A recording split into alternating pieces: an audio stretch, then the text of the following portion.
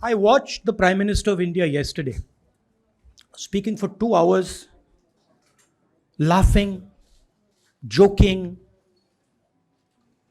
लगाing naras in the parliament. The Prime Minister would say one line and the entire BJP would shout another nara. You know, the Prime Minister seems to have forgotten that the state of Manipur is on fire and has been on fire for 4 months. Women and children are dying over there. People are being murdered. Women are being molested, are being raped. And the Prime Minister of India is sitting in the middle of the parliament, shamelessly laughing. This is not about Rahul Gandhi. This is not about the Congress party. This is not about the opposition. This is about India. It's about our country.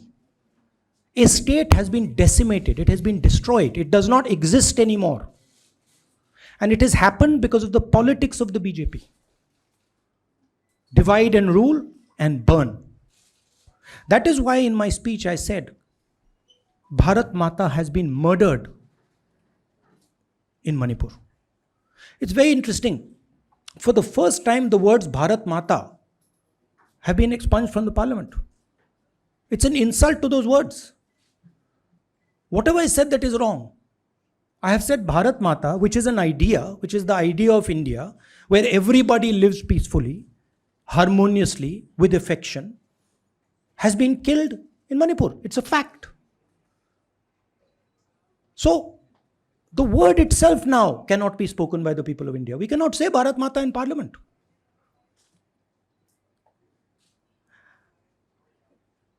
I want to tell you about my own personal experience of Manipur. I've spoken to you about, I spoke in parliament about the women I met, the pain I heard. But I want to tell you why I said India has been murdered in Manipur. And I said it because Manipur no longer exists as a state. A state requires control. A state requires authority. That is disappeared in Manipur. It does not exist. And I saw this with my own eyes. When we went to Manipur, when we went to the Meitei area, we were categorically told that please ensure, we want you to come, we love you, but please ensure that if there are any cookies in your security detail, they do not come into our area or we will shoot them. When I went into the cookie area, we were told the same thing. We love you, we want you to come. But please make sure, if there are any Meiteis in your security detail, we will shoot them. Do not bring them here.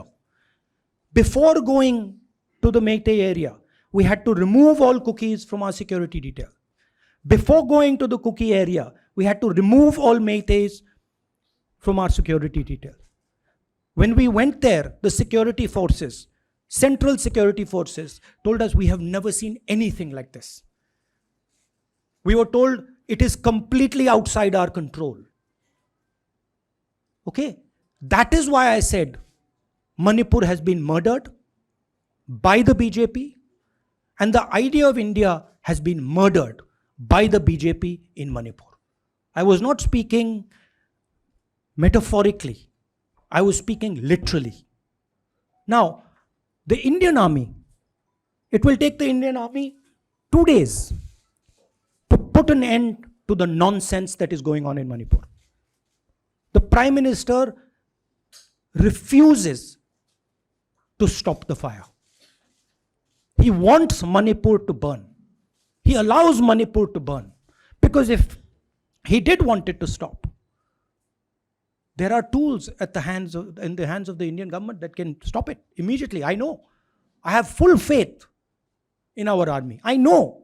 And every Indian citizen knows that if the Indian army is told, please put an end to this, it will stop immediately. There are reasons for the PM not being able to go to Manipur. I'm aware of those reasons. I don't want to say them publicly. But there are clear reasons as to why the Prime Minister is not going there. That is why we wanted the Prime Minister to speak in Parliament. That is why we wanted Manipur to be on the agenda in Parliament. And what did the Prime Minister do? He ridiculed the state. He ridiculed the women of the state. He laughed at the women of the state. That's the truth. Now, please ask your questions.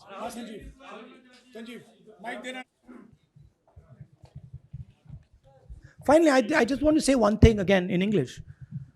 See, the Prime Minister, when he becomes Prime Minister, he ceases to be a politician. He becomes the representative of the voice of this country. The politics should be put aside.